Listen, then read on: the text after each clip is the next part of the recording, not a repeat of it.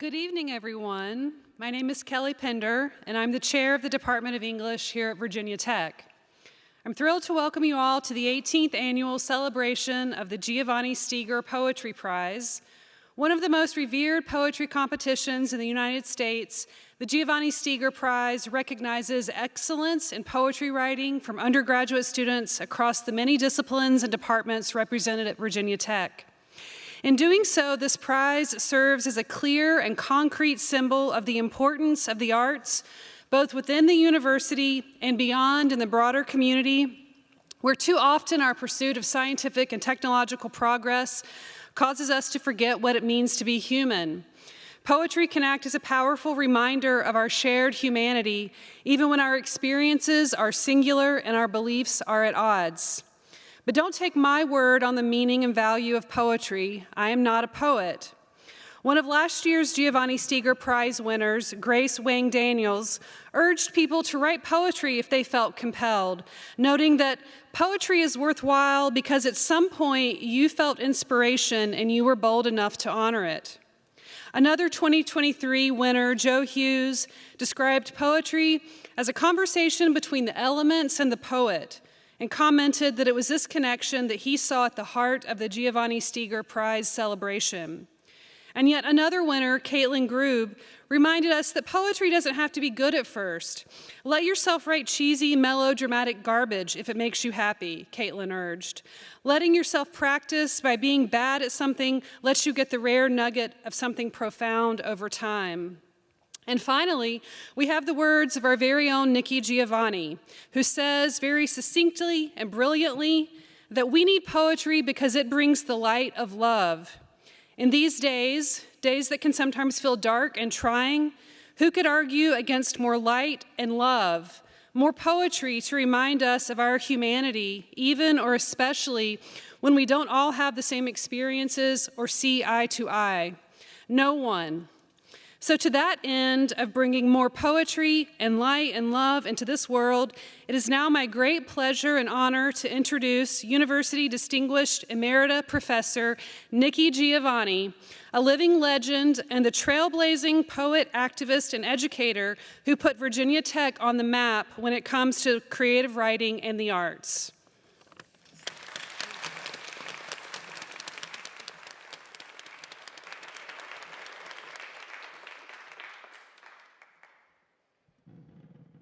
Shorter than everybody. It's easy to forget that we are actually coming up on our 25th anniversary of the Steger Prize. It's right around the corner, and I'm so proud. I remember the evening that Dr. Steger took me out to dinner, and he said, if I give you $1,000, can you give me a poetry prize? And I said, you'd be amazed what I could do for $1,000. So we started this, and we are almost a quarter of a century old. So I know that Laura is, our dean, is in Kenya, and I hope she's not getting between elephants and their cubs so that she'll make it back. But that's another discussion, I think. But I am hoping that the dean will give special time off to our good friend, Eileen Murphy, who has worked so very, very hard on this, so that we can prepare something very special for our 25th anniversary. And I'm looking forward to it. And I'm 80 years old, so I'm glad it's coming up soon, because otherwise, you know, you'll have to roll me out on stage or something, and we can't have that. We certainly thank Eileen. Oh, thank you. We certainly thank Eileen for all of the work that she has done. We certainly thank our dean for being supportive.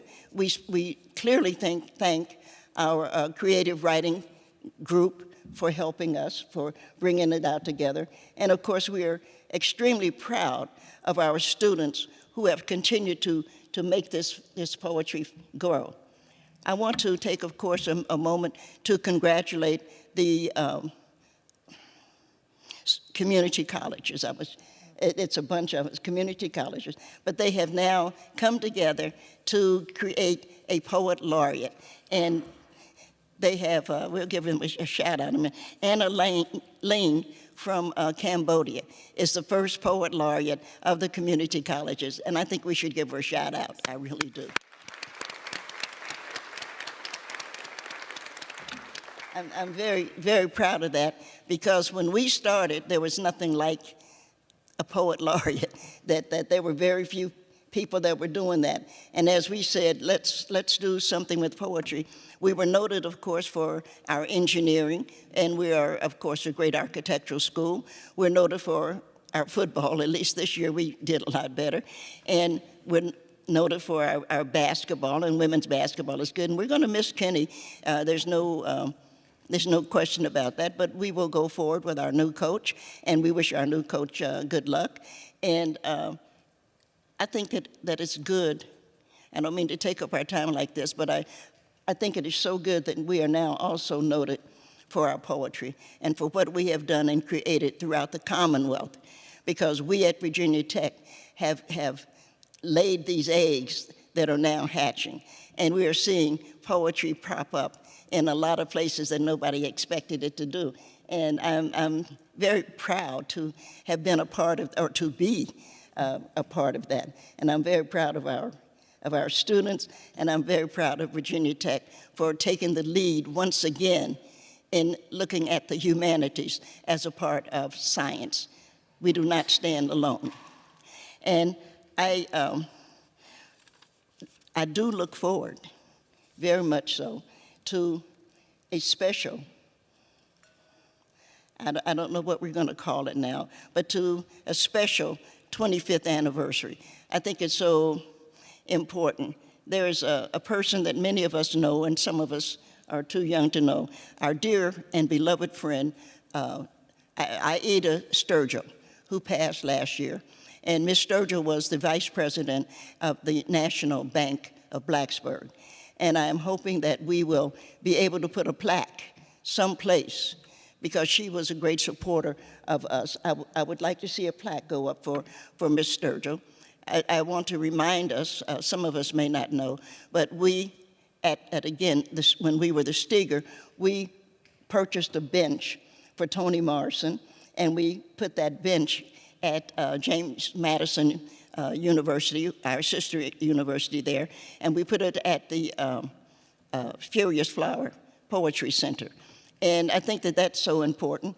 And one of the things that I'm working on right now, all things being equal, is there's a woman, many of you don't know, named Val Gray Ward. And Miss Ward was the voice. She just passed 2 months ago now.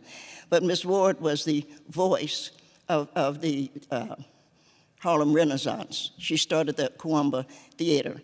And the University of Chicago, Chicago State says they want to do something. And I have nothing against Chicago. It's a city and it's there, and hopefully it won't drown.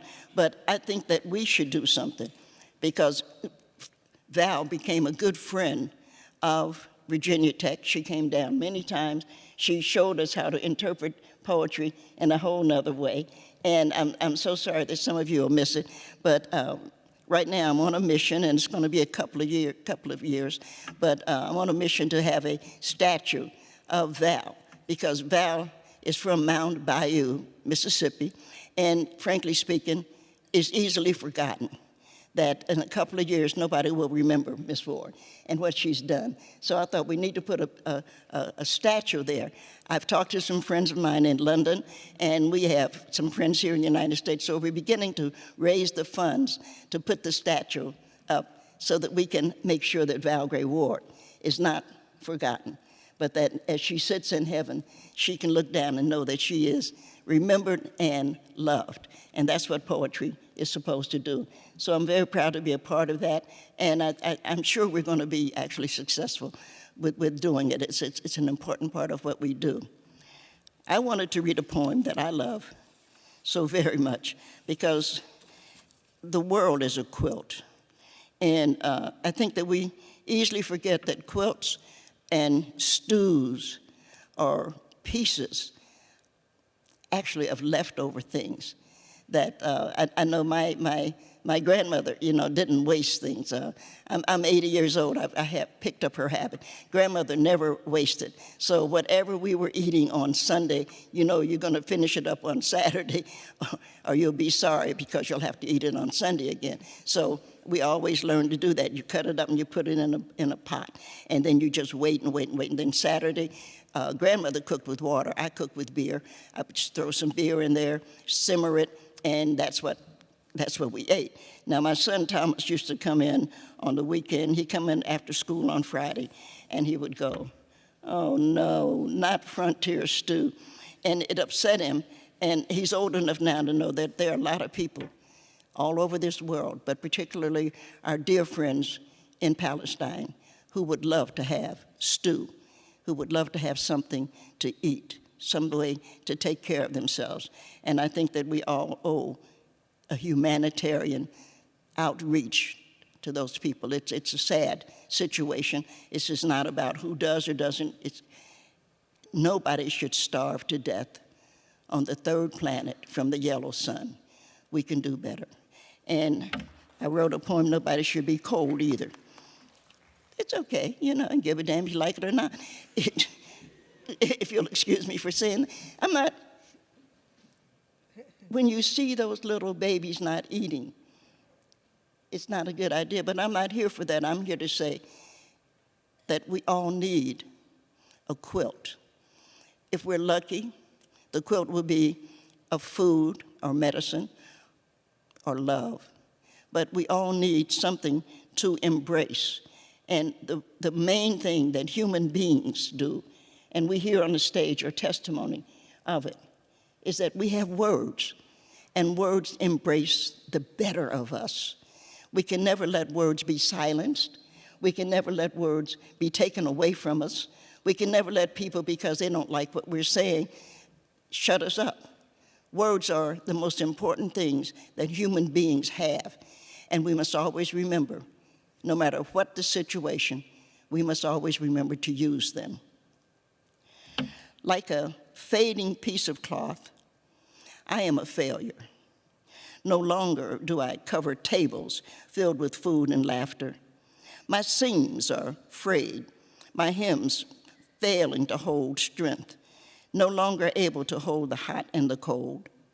I wish for those first days when, just woven, I could keep water from seeping through, repelled stains from the tightness of my weave, dazzle the sunlight in my reflection. I grow old, though pleased with my memories. The task I can no longer compete or balanced by the love of the task gone past. I offer no apology, only this plea. When I am frayed and strained and drizzled at the end, please someone cut a square and put me in a quilt that I might keep some child warm and some old person with no one else to talk to will hear my whispers and cuddle near.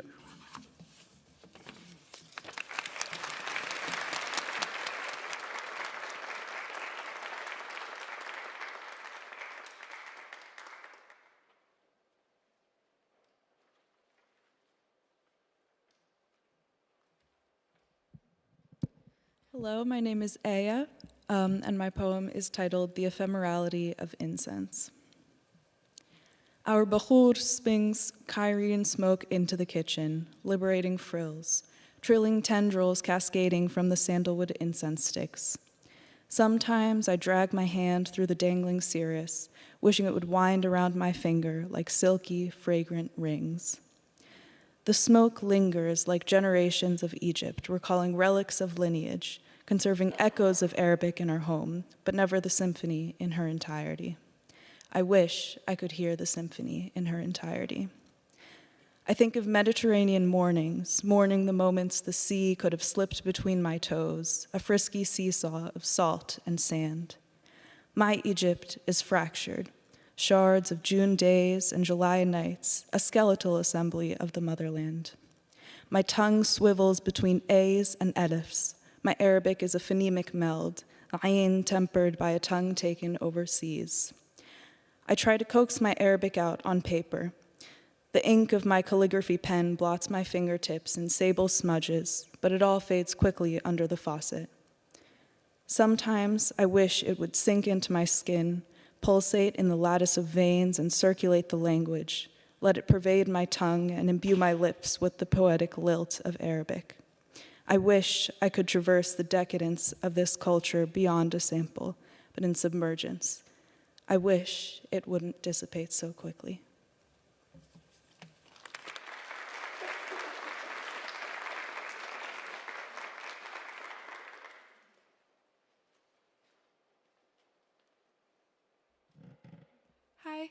Hi, I'm Taylor, and this is my piece, Decoy.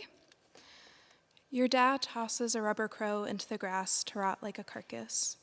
The guy at the tractor supply told him it would scare the real ones away, and they were always swallowing your sky whole like thunderclouds, threatening to snatch your shih tzus, and it was starting to keep your mother up at night. And there was supposed to be a tornado today.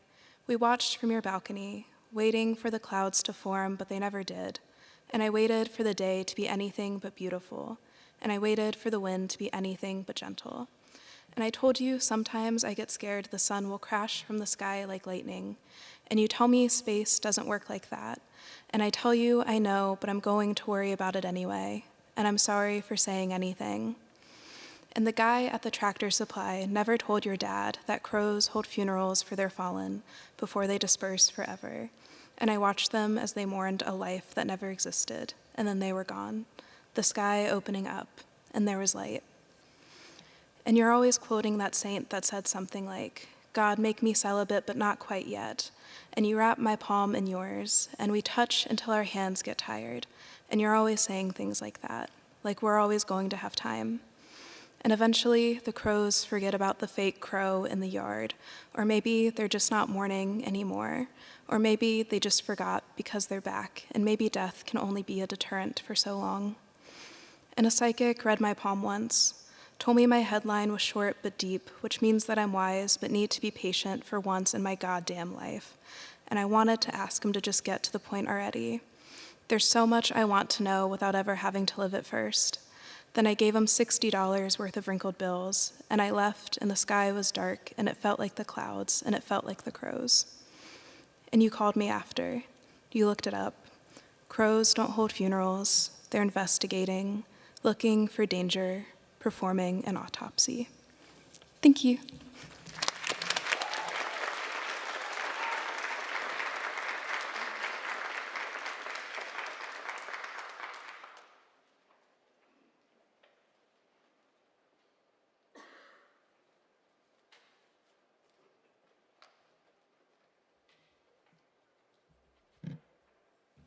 Good afternoon. My name is Virginia Fowler, and I'm going to read for you a poem by Langston Hughes entitled The Weary Blues. Droning a drowsy, syncopated tune, rocking back and forth to a mellow croon, I heard a Negro play down on Lenox Avenue the other night by the pale, dull pallor of an old gas light. He did a lazy sway. He did a lazy sway to the tune of those weary blues. With his ebony hands on each ivory key, he made that poor piano moan with melody. Oh, blues. Swaying to and fro on his rickety stool, he played that sad, raggy tune like a musical fool. Sweet blues. Coming from a black man's soul, oh, blues. In a deep song voice with a melancholy tone, I heard that Negro sing that old piano moan. Ain't got nobody in all the world, ain't got nobody but myself. I was gonna quit my frowning and put my troubles on the shelf. Thump, thump, thump went his foot on the floor. He played a few chords, then he sang some more. I got the weary blues, and I can't be satisfied. Got the weary blues and can't be satisfied. I ain't happy no more, and I wish that I had died.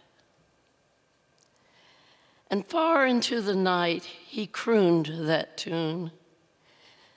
The stars went out, and so did the moon. The singer stopped playing and went to bed, while the weary blues echoed through his head. He slept like a rock or a man that's dead.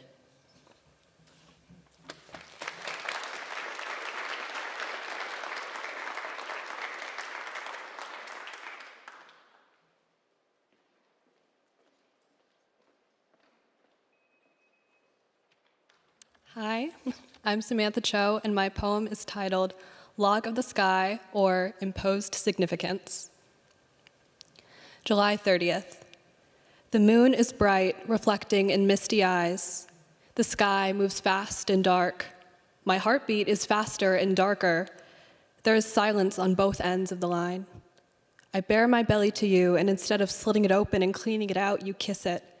I remember that the sky was cloudy, but then I look up again, and it is not. August 7th. The air is thick. The clouds are too. I wonder if it isn't over. The van roof drums, then it pours. I speak over the din. Can you hear me? Run barefoot and get bitten up, smiling all the while. August 9th. It is gray and swirling outside our big windows. I'm tense when I first come to you, then less, then less, then less. I gasp like a fish in air, and by the time I catch my breath, the clouds have cleared. I don't look up for the rest of the day. I stare into your eyes instead, watching them change like the sky. August 12th.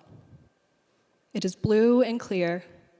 The sun, half obscured, peers through a cloudy hole, watching me like my mother does. Heavenly rays punch through the haze like gunfire, and I stop mid-step on the sidewalk in awe while my mom walks on into the hotel lobby. Emergence is what I think, and so I write it down. Thank you.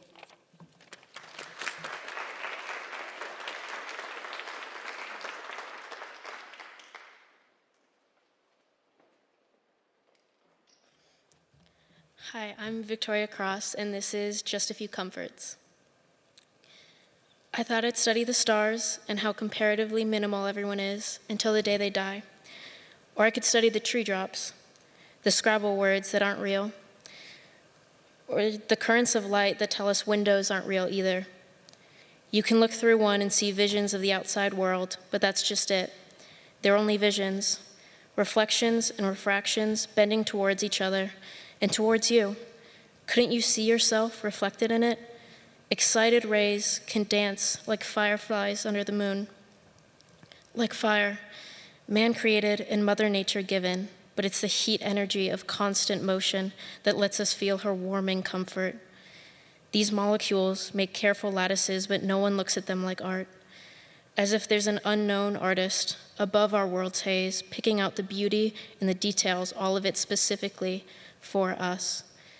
For example, your Madonna lava lamp that brings out the wallowing spark prickling just beneath your skin, or the template of grooves that embody the meat in your skull and how that somehow measures intelligence. Oh, dear artist, paint me to be an at least half-conscious wanderer. Thank you.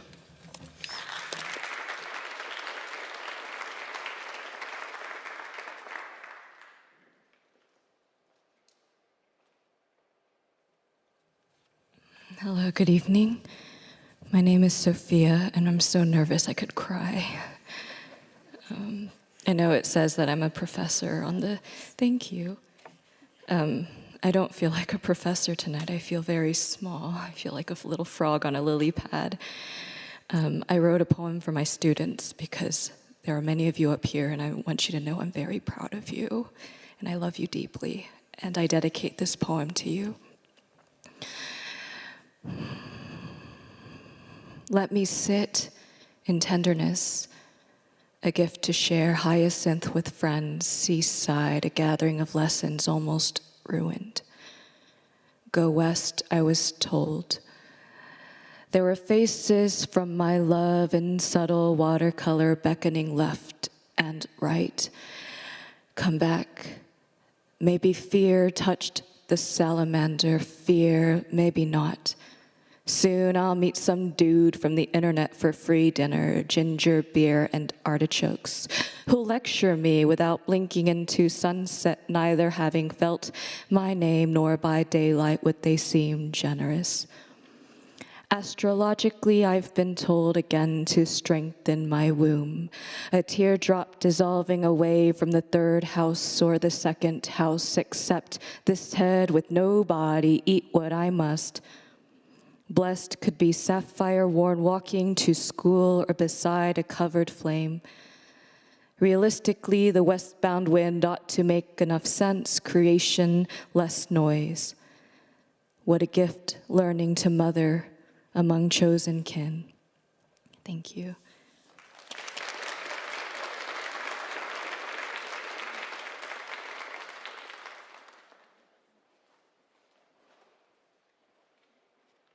Hi, I'm Victoria Feigert. This is called the obituary section. I always read the obituary section. No, dear, it was her husband. They're dead now. No, they lived in the Keys. No, their son he was a doctor. No, not the professor. No, that professor boy was the Cohens. We met them for dinner last week. Well, yes, no, that's what I was saying in the obituary. Oh, sweetie, do you like that vase? It can be yours when we die. Dear, have we decided on a plot of land? Oh, sweetie, do you not like your dinner? Oh, no. When I'm gone, you're going to sit around, and you're going to sit around and say, my grandmother, what a terrible cook. I'd go to her apartment, and she'd always serve the driest chicken. That's what you'll say when I'm gone. My mother, she was the cook. Sweetie, tell your grandfather that he's wrong, that it was the other couple, not the Cohens. Tell him it's that other couple. I bring them up to say I meant. There was this one time with them, and they were very morbid people, not fun to be around. How are classes? Do you like it there? You could always wait tables, no shame in it. But just don't, I was saying about the Cohens. Their son was not happy. And yes, dear, he was the professor. Yes, dear, he's dead. No, that was the other couple. It wasn't that. We're talking about the doctor boy. You're doing great, sweetie. All I'm saying is I hope that by the time that I hope we'll still be around when you graduate.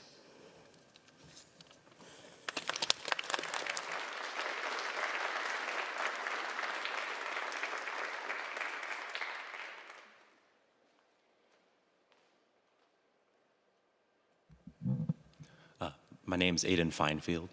This is an ode to the bike wheel locked to the CVS on the corner of University City and Price's Fork. Thank you. Part of a larger whole, unremarkable, but the cardinal article of my joy that day. I'll set the scene. 4 years, 3 spokes, 2 gears, 1 wheel. Cold, I climb the acclivity and cut across the cure-through of the CVS and see the essence of something beautifully mundane. Little wheel, your rubber is Ouroboros, your spokes 3 clock hands. Gear rust itself is metaphor enough, I'd kneel at your demands. A thief, an owner of a lock, the employees of a store, all needed to ignore you, have ignored you for all these years to bring me this levity. Every time I come ashore, there you are. I'd like to steal you in the dead of the night, put you in my heart and carry the coincidence forever, but damn it all, your importance, I've re-noticed, is locked to the rack. I'd steal the rack then. I could fit it if I stretch. The wheel, the lock, the rack, and the crumbles of concrete that come with. I should know, though, scion of the consumer value store and sage of the parking lot, those contexts and there's consequences cannot be cleaved either. I'm afraid the wheel, the lock, the rack, the crumbles of concrete that come with, the CVS, and the parking lot all couldn't fit. My heart is meant for small joys, taken in measured doses prescribed. So please proceed on your pilgrimage. It's my gift to you.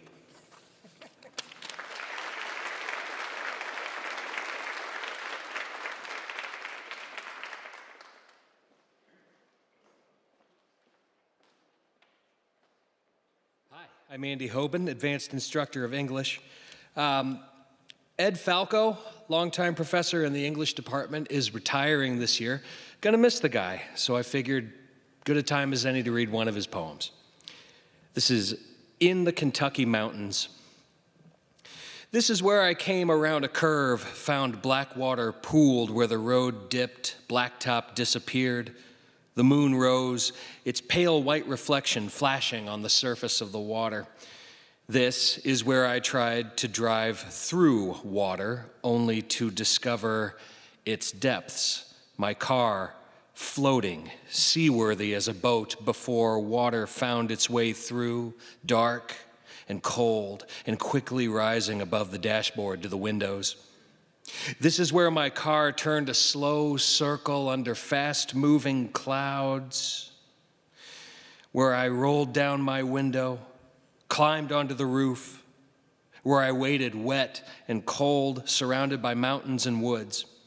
I thought myself fully alone, marooned, and slowly sinking when I fell back to see the stars overhead blink between clouds, the moon peak and disappear, black water rush to the tree line, before 3 swinging lights appeared as if among the constellations, before they turned out to be oil lanterns descending a steep hillside, the gait of those who carried them measuring their swing and sweep, before a family who lived in a nearby cabin threw me a braided rope, before they hauled me out of water onto the blacktop road, before they swaddled me in a coarse blanket and took me into their home. This is where they fed me hot milk and honey, found me dry clothes, where they made me a pallet, and this is where I slept the long night before they drove me to town on a morning streaming bright sunshine. This is where we live. In just such a world. This, too.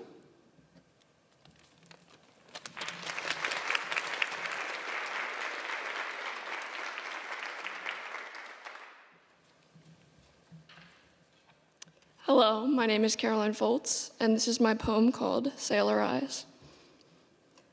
I sailed the crested sea peaks, salt-stung, floating over swells, watching heaven fall in sparkling clouds to foam on gangrene planks, bodies swaying below deck, skin trailing skin, rocking in a hell-bound cradle. And I was there, drifting off the map's edge, tracing the leg of a compass across vast and formless lands, grandiose islands of gold-speckled shores, glinting and grinning through serrated palms, brined waters and bubbling auras, hiding teeth and tails and all manner of glowing apparitions. I've looked across a desert, through its air-rippling mirage, and I've traced the bones of a hurricane jungle, glimpsing at the shadows of skeletons flitting between the trees. I've seen mutiny, creasing the edges of a smile, and I've trailed a dying star to where its hot dust fell to salt and spittle. Even when thunder creaked through the rigging and death circled the hull with a cutting fin, I had never perceived a vision so deranged. A port, trembling with bodies stuffed into silken strings, sweating hot jewels and squawking with stilted laughter. Cursed to the coasts of bladed spears and twisted groves, where citrus lingers, sweet and sickly. And a thirst for the sailing breeze to flood the ear with its maddening roar, if not through the rustling of leaves. A land rocking like a dinghy in a pitching swell, and I with skin flaking to sand, wobbling on sea-ridden legs. Muscles pulling when they should be pushing, legs rolling when they should be sweeping, shoulders hunched stiff and bent unnaturally, greasy hair, salted breath, bloodshot eyes. Thank you.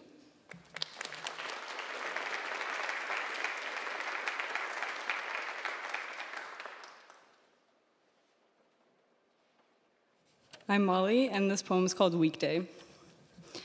Everything is stopping to tie your shoes, stopping to tie your shoes, stopping to tie your shoes on the walk home in the shell of a dead squirrel soaking into the sidewalk, in calves bared in the cold, dry skin clawed into coke lines, sucking teeth for the taste of smoke, in dreams they go missing or rotten, in life they're chipped, tenderly chipped, wonderfully chipped like mom's, our jagged grins on a tandem bike, her night guard dust stained on the side table, gnawing neighbored mugs of mold and balls of fur.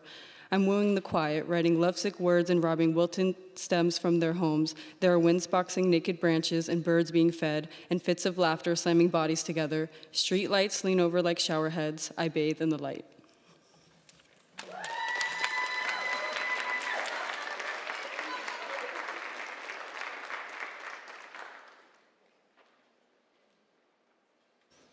Hello, I'm Randy Stith, and I thought this poem would be appropriate to read today. Memorial by Amanda Gorman. When we tell a story, we are living memory. In ancient Greece, the Muses, the dainty-footed daughters of memory, were thought to inspire artists. It isn't knowing, but remembering that makes us create. This would explain why so much great art arises from trauma, nostalgia, or testimony. But why alliteration? Why the pulsing percussion, the string of syllables? It is the poet who pounds the past back into you. The poet transcends telling or performing a story, and instead remembers it, touches, tastes, traps its vastness. Only now can memory, previously marooned, find safe harbor within us. Feel all those tales crushing our famished mouth.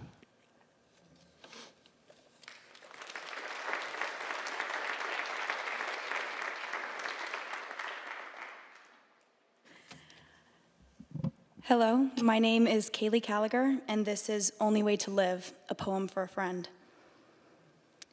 My mother is a gentle woman. She brushes her hair out, her curls unwinding themselves between her fingers. Under the heat of an iron, searing her curls into straight arrows. Hot air streams from the wand, the bad jujus they have to escape somehow. She and him sitting at the kitchen table while I make an Eggo waffle. Heat, the sound of crisp and a pop. I grasp at it from the edge of the counter. My fingers burn for a while. Tide laundry detergent infused in my pillow, covering my face. The shouting downstairs over and over and over, I hear words I know I shouldn't hear. Fuck, damn, bitch. Knowing is in the way they sound. I drift off and my dreams hold me for what feels like forever. My mother is a passive woman.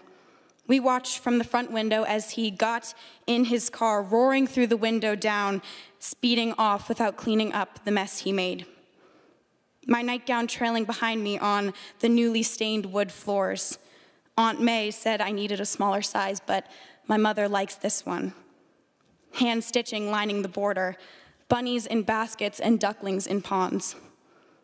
My mother sitting on top of my bed, tucking a strand of straight hair behind her ear, waiting for me to emerge from under the bedskirt. She waits as I silently twirl a piece of carpet between my soft fingers. We make dinner for two in front of Sesame Street. My mother is a good woman. She is good to people who aren't, and she loves them anyway. She is loving to men who don't deserve it, and I never understand why. I have her eyes. I have her dimples. I have that same blaring laugh that echoes off our back porch and into the forest, the only two voices for miles. Loud, baby. That's the only way to live. I have her proclivity to mutilate my hair with heat and pins for no particular reason other than him saying, I like it straight. I will never be like anyone the way I'm like her. I have her taste in men, and it scares the shit out of me. Thank you.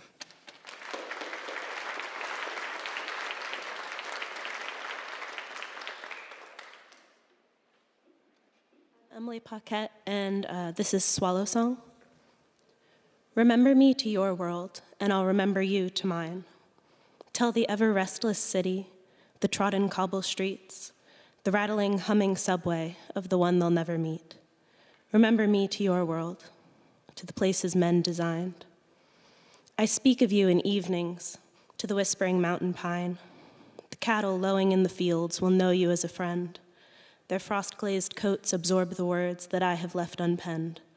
I remember you to the dying sun, to swallows on their lines.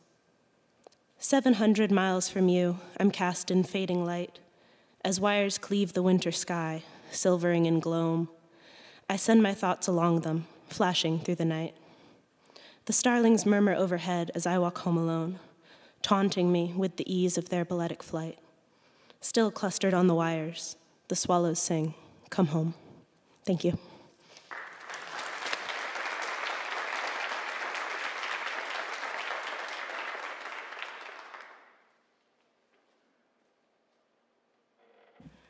I'm Gina Chandler. This is Tudo Street by Yusef Komunyakaa. Music divides the evening. I close my eyes and can see men drawing lines in the dust. America pushes through the membrane of mist and smoke, and I am a small boy again in Bogalusa. White-only signs and Hank Snow. But tonight, I walk into a place where bar girls fade like tropical birds. When I order a beer, the mama-san behind the counter acts as if she can't understand, while her eyes skirt each white face as Hank Williams calls from the psychedelic jukebox. We have played Judas, where only machine gun fire brings us together. Down the street, black GIs hold to their turf also. An off-limits sign pulls me deeper into alleys as I look for a softness behind these voices, wounded by their beauty and war. Back in the bush at Docteau and Quezon, we fought the brothers of these women we now run to hold in our arms. There's more than a nation inside us as black and white soldiers touch the same lovers minutes apart, tasting each other's breath, without knowing these rooms run into each other like tunnels leading to the underworld.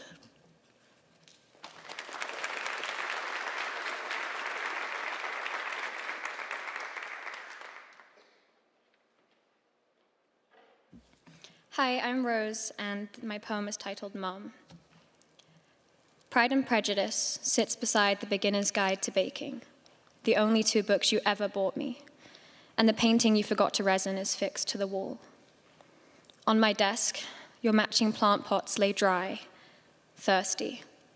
Another one of God's creatures you managed to neglect, and the baton of responsibility unwillingly thrust upon me. Before eating, I peel my apples, delicately slicing them like you would have done, resurrecting you while I do it. And bound around my wrist remains the intimate swirl of your name, engraved into the metal of my christening bracelet, tarnished with age, but possessing that residual glow of newborn bliss.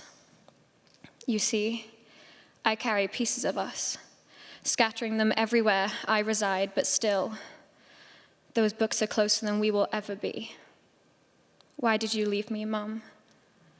Sometimes I curl up in bed, tucking my legs in on myself, trying to remember what it was like to be your baby again. Thank you.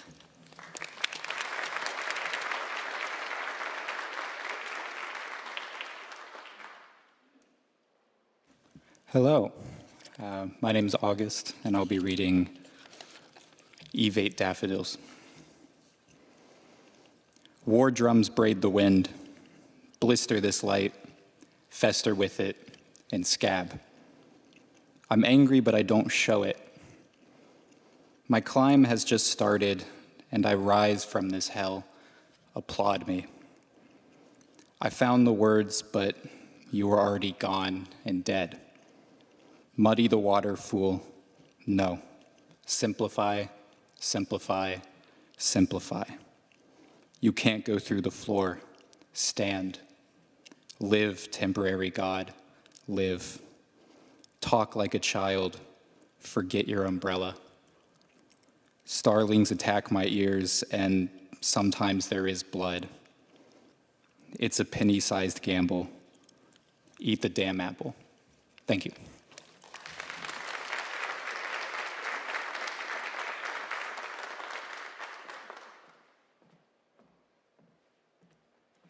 Hello, Hello, I'm Sharon Johnson. I'm a professor of French, and I'm going to take you back to the 19th century. And moreover, I'm going to take you to the world of a pan-like faun and the world of nymphs. This is a poem by Stéphane Mallarmé, written in 1876, where he conjured up this scene. And it's an example of how art inspires art, inspires art. His poem, 20 years later, inspired Debussy's Prélude, Après-midi d'un faune, and another 20 years later, both the poem and Debussy's music inspired the Ballet Russe's production of L'Après-midi d'un faune with Nijinsky in the title role. So I'll read it to you in French. If you don't speak French, you can just appreciate the rhythm. I'm only going to read the first two stanzas and the beginning of the third, because it's a 100-line poem with, and this is a monologue. Le faune. Ces nymphes, je veux les perpétuer. Si clair leur incarnat léger qu'ils voltigent dans l'air assoupi de sommets toffus. Aimais-je en rêve? Mon doute amas de nuit ancienne s'achève en mains rameaux subtils qui, demeurés les vrais bois mêmes, prouvent, hélas, que bien seul j'offrais pour triomphe la faute idéale de rose. Réfléchissons. So in English, the faun. Those nymphs, I want to perpetuate them. So bright their light rosy flesh that it hovers in the air, drowsy with tangled slumbers. Did I love a dream? My doubt, hoard of ancient night, is crowned in a many subtle branch, which, remaining the true woods themselves, proves, alas, that alone I offered myself as a triumph to the perfect sin of roses. Let us reflect. Thank you.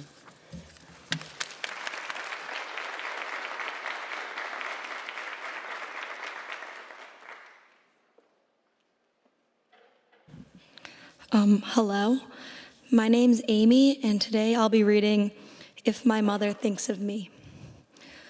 A woman with pitch dark hair perches on a small wooden chair placed in a pristine kitchen, her work-worn hands tipping lemon-tinged tea into a white ceramic cup fringed with spidery cracks, steam curling upwards to frame her face as she lifts it to her heart-shaped mouth. Do we share the same lips? Afternoon beams slanting through lattice windows, crisscross shadows staining the wooden floor. A voice comes from the next room, dripping with age and anger, like a desperate demand for respect. She calls back, a promise of dinner not yet made. How long have we played the role of good daughter? In the silence that follows, her eyes wander, tiptoeing lazily around the sparse decor, from the blue-white ceramic vase tilting on its crooked shelf to the ink brush painting curling at the edges, narrating a mountain's delirious descent to sea. Do you ever feel like you are drowning? Her gaze falls to the picture frame sitting in a dustless alcove, guarded by a jade dragon snarling fiercely as if to make up for its smallness. In the photo, she stands at attention, a solemn man at her shoulder. Between them, a young boy grins and grabs at his mother's arm with a glee, almost gluttonous. Are you angry we are not born men? From her pocket, she draws forth a piece of paper, unfolds it along the well-worn creases to reveal a baby, roughly drawn, all dimpled cheeks and smiling eyes. She nestles the image in the corner of the frame.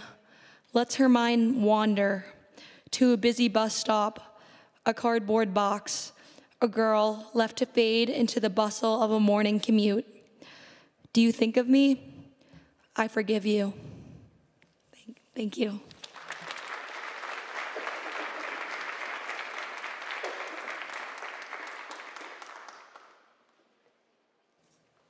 Hello, my name is Lily Tinch, and I'll be reading Things to Tell My Therapist.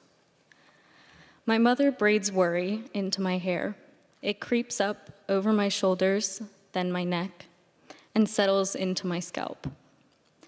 My mother holds my hair back with a clip she took from her own head while I puke confessions into the toilet bowl. My mother says many things that I collect, like colorful seashells in a jar labeled Things to Tell My Therapist. My mother reads a bedtime story to my little brother, cancer nestling beside the love in her breast. My mother spices Santa Fe soup with a desire to be accepted, content, and skinny. For dessert, we eat the life she used to dream of.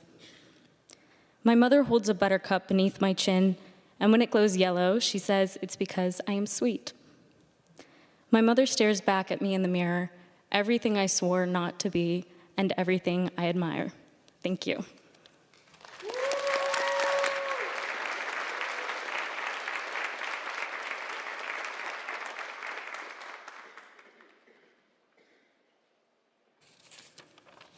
Hello.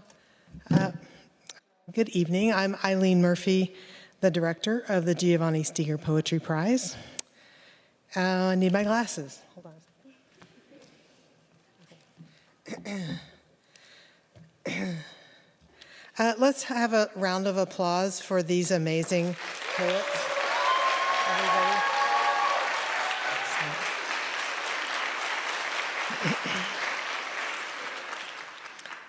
I also want to reiterate some thanks. I know that we have thanked people in our program, but I wanted to thank the many people who have donated to, who have supported this prize for many years, especially Donna and Dennis Tracy, and all the other people in the program. Please look at those names and appreciate, please.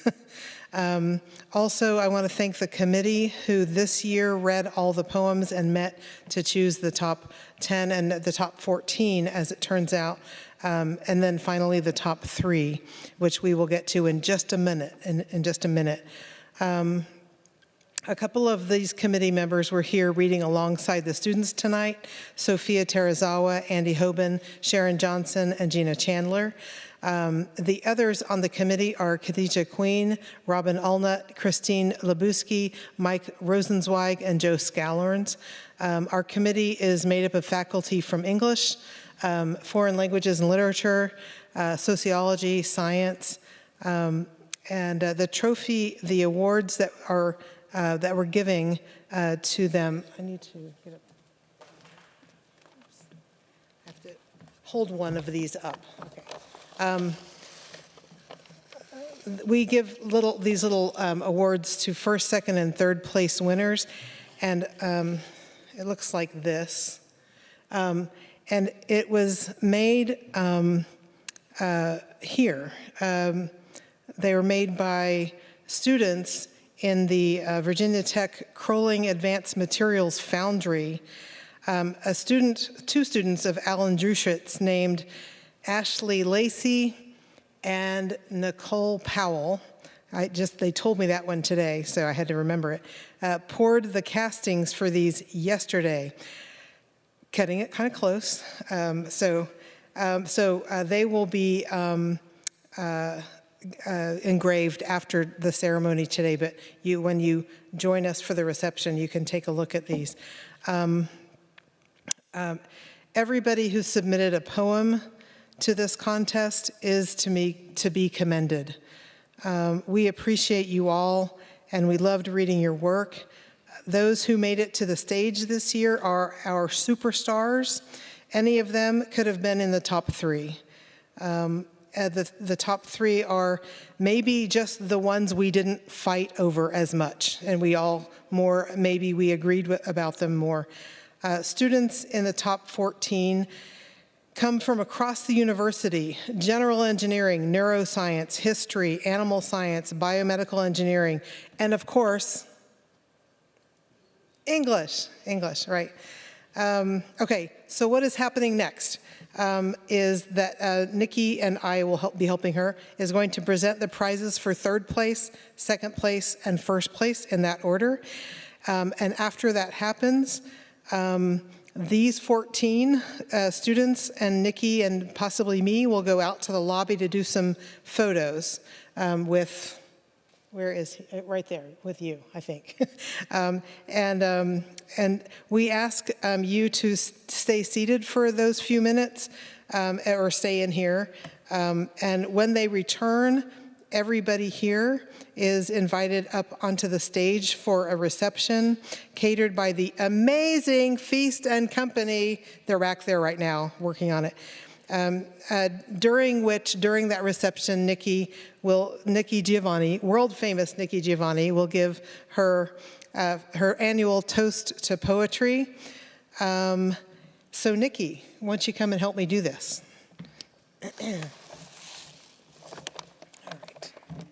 All right, here she is. All right, so aren't these cute? Yeah, they're heavy too. Okay. All right, so I'm going to give you the names to read. Sorry, I'm just talking to myself here. All right, hold on. Get this. Oh, they change it every year. This is beautiful. Isn't it? Yeah. Okay. It is. I want one. Okay, I know. Okay, here we go. Oops. Oops. Make sure that's the right person. Yes. You hold that. Okay. And, sorry, I'm just not very organized here. Okay. We're very organized. We're poets. Okay, you read that into the... Okay. Here you go. The third place winner of the Giovanni-Steger Poetry Prize and $500 for her poem Sailor Eyes is Caroline Foltz.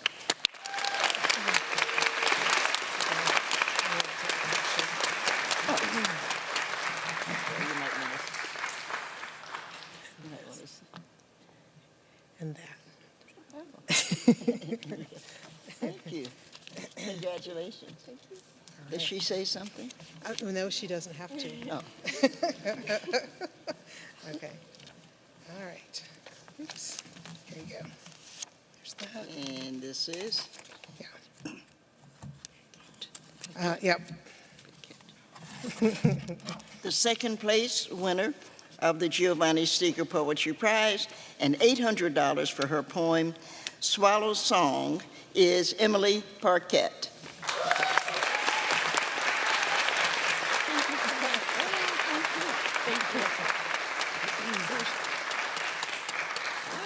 Oopsie-daisy. And one of them is... Thank you so much. Oh, yeah, thank you. Congratulations. All right. But you know, I watched the Iowa, of course. I've had bronchitis, but I watched the Iowa, those other people game. North Carolina, wasn't it? And of course, I was cheering for Caitlin because you always cheer for a winner, but a winner isn't always who has the most points. And I mentioned that because, one, I'm so proud of what women's basketball has become, as I am so proud of what poetry has become. And I really cheered. I have bronchitis, and so my voice wasn't good anyway, and I was like, yeah, go get them. But it didn't really matter what the final point was, because what mattered was that we all played the game. And I think sometimes we have to remember that whatever the score is does not show whatever it meant to be a part, to what it was to play the game. And that's what we all do. This is called life, and we play the game. And I was so proud of the women, and I'm so proud of all of you. And as I said, we're going to be 25 years soon. And so I'm looking forward to being alive. And being a part of that. Let's let the first And place so winner know who it let's do is. the first place Yeah. winner then. The first place winner of the Giovanni Poetry Prize, and $1,500 for her poem, The Ephemerality of Incense. The Ephemerality of Incense is Aya Ali.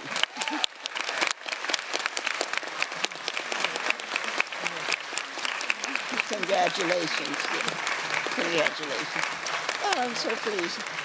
And thank all of you for being this. I have, not that anybody cares about things like this, but the earrings that I'm wearing right now are earrings that were given to me by the parents of the first winner of the Steger Prize. Yeah, I wear them all the time. And they live in, or they work in Chile. And they sent these to me because they said their son was quiet and never really liked anybody. And I wrote back and said, your son is brilliant and didn't have anybody to talk to because everybody around him was dumb. So it was very nice that poetry brought something out. And they sent me these. They just, and it was just so nice, and I thought I should wear them today. I really am so thrilled to be here today. I'm thrilled to be able to be on stage, because the last time I was on stage, I had laryngitis. I couldn't talk. It must be something about the moss.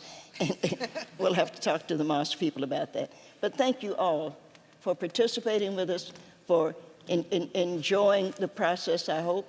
And thank you all for, I'm looking forward to coming back for whatever this celebration that Eileen and the Dean, and I want to thank also Jerry Rogers, who was the co-founder, who was the founder of Artemis Magazine, and we have partnered with Ms. Rogers to put the winning poems in, and I'm excited about that because now Artemis is going nationwide, and I'm so proud of that, and it's just such a good idea to be vulnerable. And I guess if I was doing a toast, which I'm not, poetry allows us to be vulnerable. And I know I'll do a real, but it's important to be vulnerable because everybody wants to be strong. And what the hell does that mean? It's nice to be vulnerable. Then somebody can hug you and say it's going to be all right. And I think that's such a good idea, that it's going to be all right, and to get a hug. So thank you. Excellent.